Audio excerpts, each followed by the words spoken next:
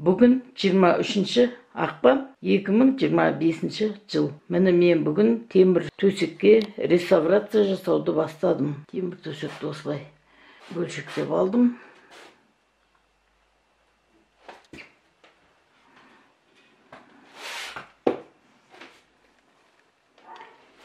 Мынау темір төсектің бір басы. Мынау темір төсектің екінші басы. Енді осы төсекке мен қазір мынандай преобразователь ржавчины деген осындай сұйықтықты жағып жатырмын. Мынандай ыдысқа құйып алдым. Мынандай қылғаламмен лайынан жағып жатырмын. Осылай түгел жағып шығам. Барлық бөлшектеріне. Сосын аздап қойып қоям.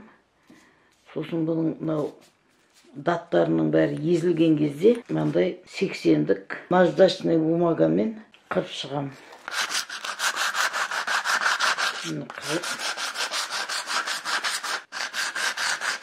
Осылай қырам. Сол кезде бәрі тазаланады.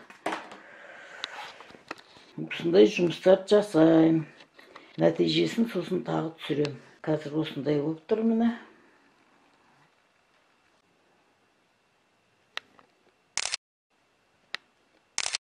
Бүгін 23 наурыз 2025 жыл.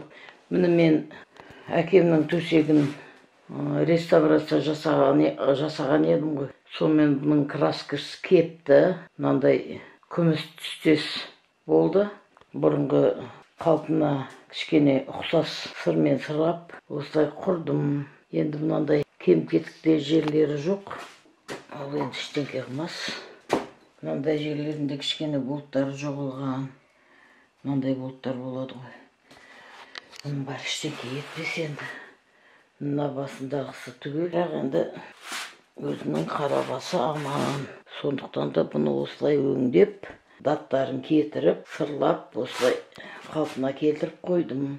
Мына енді бөлменің ішінің ремонты жоқ. Сондықтан да қабырғаны кеше Талғат мынаның ішінде бұрынғы ескі батареяның барлығын кесіп алып тастады. Соның орындары. Соны алған кезде мына қабырға құлады. Сондықтан да ол бізге қазір рөл ойнамайды. Маған бастысы қазір осы үй мұражайыма жинап отырған осындай заттарым, бұйымдарым, мүліктерім судан, желден аман қорғалып тұрса болды. Енді осы төсекті жинаймыз, көркемдейміз.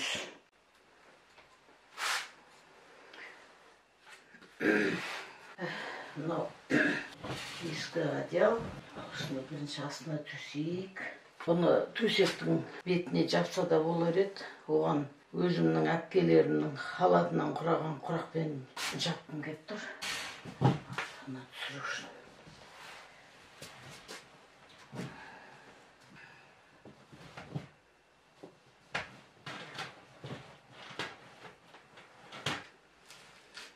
Мынау Гүлсім әпкенің жамыладың көрпесі 2 адамдық қыжымнан тігілген. Бұны Гүлсім әпке күйеуге шыққан кезде Зеркүл апам тігіп, артынан төсек орнымен апарған көрпесі.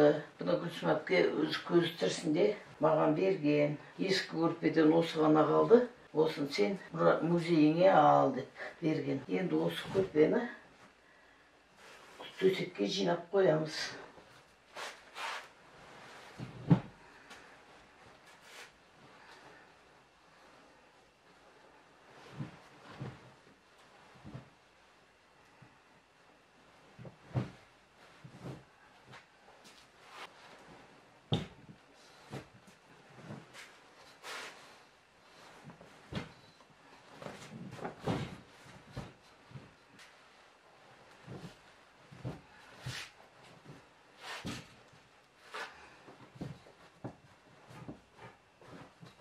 Мына бұрынғы кездің көрпелері тура төсектің бойына лайықталып тігілген. Әдемі кетті. Мынау астындағысы Жамал әпкенің берген одеялы бұрынғы кездің өздерінің жас кездерінде. Бұны астына төседім.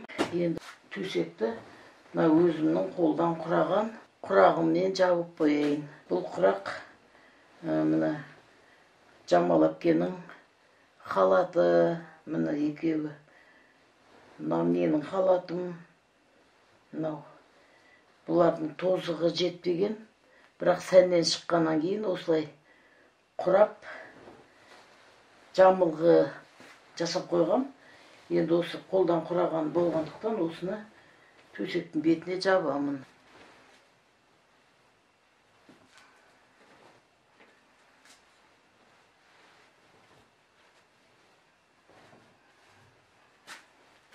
Міне төсектің үстіне жаптым мына жамылғыны.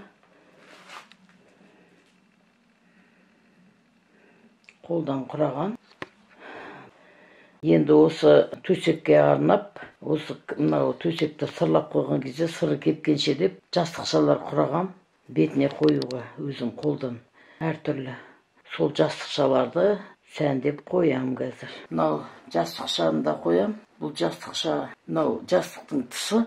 Бұл да Гүлсім әпкенің артынан барған дүниесі. Спальный гарнитур барған. Сол төсекке 2 адамдық мынандай китайский керемет покрывало болған. Сондай жастықшасы болған. Сол жастықшадан осы мынау бір жастықшаның тысы ғана қалыпты. Тозығы жеткен мынандай. Сонда да мен бұны естелік болсын деп жуып, бір шамал жастықшаны қаптап қойдым. Енді осында осы төсекке қоям. Мен енді осы төсекке арнап құраған құрағым да крейзи құрақ. Қазіргі заманауи жаңа үлгідегі. Бұл бірақ мынау тозығы жетпеген, сәннен шыққан киімдерден құралған құрақ. 50-де 50 өлшемді. Осыны қоям. Содан кейін мынау сәндік жастық. Бұл да крейзи құрақ. Бірақ велюрдан құраған, түрлі түсті велюрлардан құралған. Бұның арты да велюр, бірақ бір түсті велюрдан құралған жастықша. Өлшемі 40-та 40. Одан кейін мынау да 40-та 40 жастықша. Арты, мынау арты бір түсті велюрдан, ақ велюрдан құралған. Ал мынаның беті джинсы киімдерден құралған. Бірақ бұның әр бөлшек бір-бір шаршы болып, көркем тікіспен кестеленген ғой. Сөйтіп біріктіріліп осындай 40-та 40 жастықша дайындадым. Және мынаның да арты велюр матадан, бір түсті матадан, ақ матадан құралып, арты мынау алды осындай көркем кесте крейзи құрақ. Бірақ бұл крейзи құрақтың үстіне мынандай қып торларды сәндеп, түймелер ескі мынау көркем тікістермен кестеленді. Осындай жастықша дайындадым. Бұның ішінде мынандай майда бисер моншақтар да бар, кесте жіпте бар, ірі моншақтар да бар. Осындай көркемделіп кестеленді. Міне осындай 4 жастық дайындаған. Мен сол 4 жастықты сәндеп қоям қазір.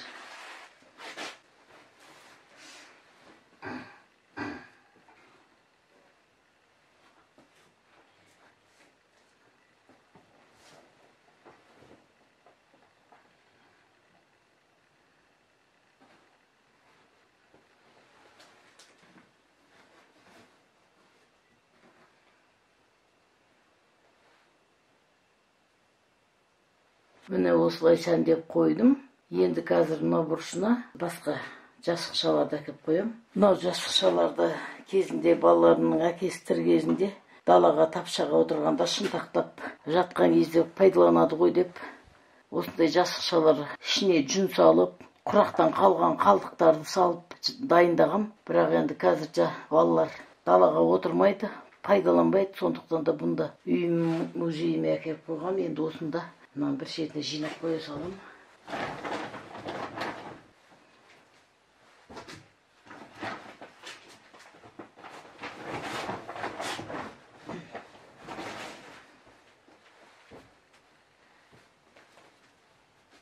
Мынау жастықшаны да әкеліп қойып жатырмын. Бұны 2004 жылдары сол кезде құрағам. Ол кезде менің тігін машинам, аяқ машина еді, артымнан келген. Сол құраққа соған құрағам. Осындай дөңгелек жастықша. Мен сол екеу етін, соның ішінен біреуі ғана қалыпты. Беті қыжымнан құралған. Сондықтан да бұны да осы төсектің үстіне қоймақшымын. Және де мынандай кезінде құраған құрақтарым. Бұларды да қазір қолданбайды. қолданып жүрген жоқпыз. Сондықтан да бұл енді бәрі өзімнің көз майын тауысып құраған құрақтарым ғой деп, бұл көпшікті де осының үстіне қойып қояйын деп тұрмын. Бұл 60-та 60 өлшемді көпшік. Және де мынау да ең алғаш велюр матадан, жыртыстардан құралған құрақ. Үйге қолданышқа деп құрағам. Қазір қолданбайды. Бетін түймелермен тіккем. Бұны да осы жерге қоямын. Мынау құрақ, велюрдан құралған құрақ. Бұны мен құраған жоқпын. Бұны мен бір жақтан әкелдім. Мынаның бетіндегі ойды салып үйрену үшін.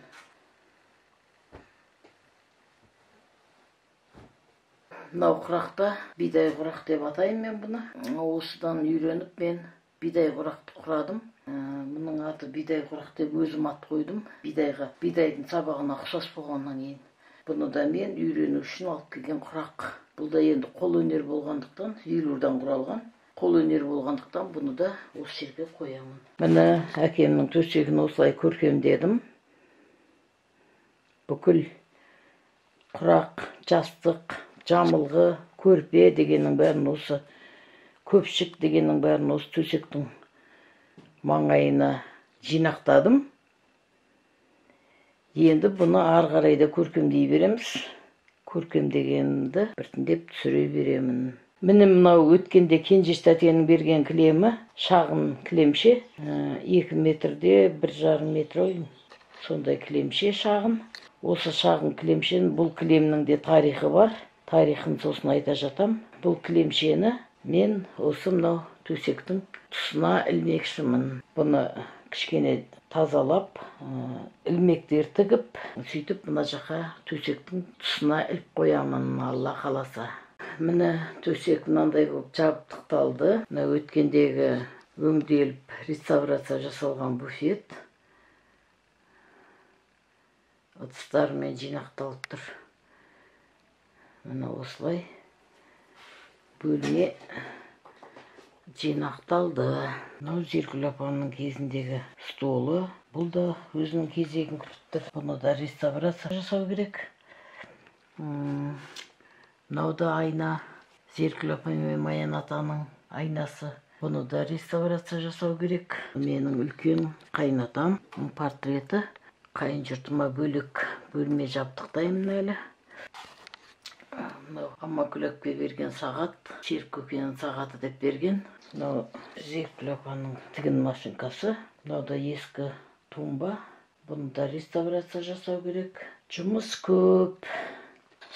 Әзірге мені үй мұражайымнан буфетпен төсек қана реставрация жасалды. Алла бұйыртса бәрі біртіндеп бола береді.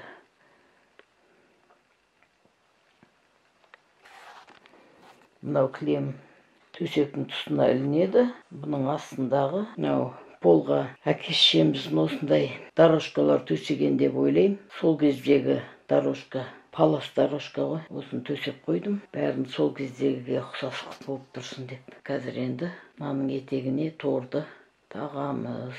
Осылай. Міне мынандай кесте бар. Бұны кезінде апаларымыз осындай жастықты жабатын, жастыққа жабатын. Немесе саморының үстіне жауып қоятын.